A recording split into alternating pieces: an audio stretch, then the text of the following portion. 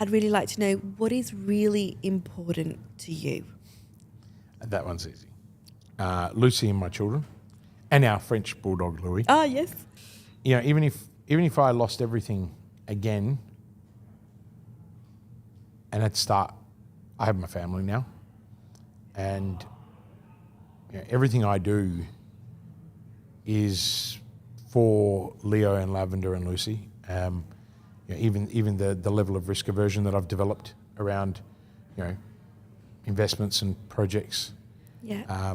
Lucy coming into my life changed my life. A lot of my friends say, a lot of my female friends say to me, "You really grew up." It's like this moment, but you're still the same person. And I find parenting a real challenge. It's not my comfort zone. Talk to me a little bit about that. What is not in your comfort zone? Oh, look, I'm not patient. And I've had to learn patience. I've had to learn a deeper empathy. Yeah. I'm used to people listening and doing exactly what I tell them to do. Good luck. My children don't do that. There are so many similarities with running a business. Yes. There is growing up your family, but the only difference is your business is not your baby. And I say this to all our clients who often come to me and they're like, "Oh, my business is everything." I'm like, "No, it's not." Listen to someone who's been involved in 80 ventures, where more than 30 or 40 failed, right? Yeah. You can't fail your children. And I think that's what we all try and never do. Yeah. But I constantly feel like I'm failing when it comes to my children because it's just an area, it's not my strength. What's the biggest learning you've had with your children? There's been so many.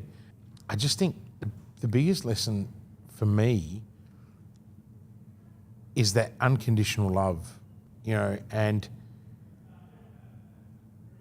that empathy that you need to have because they're learning, they're really unfolding. Like watching my children learn how to stand up as an entrepreneur was one of the greatest moments of my life.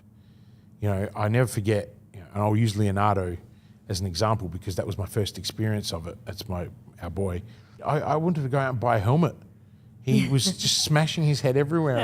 I couldn't stop almost crying because I'm like, "Lucy," and she's like, "Are you actually Googling?" I said, "Yeah, it says not to buy them a helmet." I'm like, so obviously other parents go through this too. Yeah. But watching him get up on all fours, or initially roll, then get up on all fours, then try and stand up, or sit up was the first step, and then try and stand up. And then it was wobbly and more wobbly. It fascinated me because I kind of went, where have we as adults forgotten this process? So true. It blew my mind, Simi. So out of all the lessons, I think that was fundamentally being able to single-handedly witness and being present enough. And I think that's the other thing. You've got to be present. They don't want hours and hours of your attention. My two do, but they're like their father. They need a lot of attention.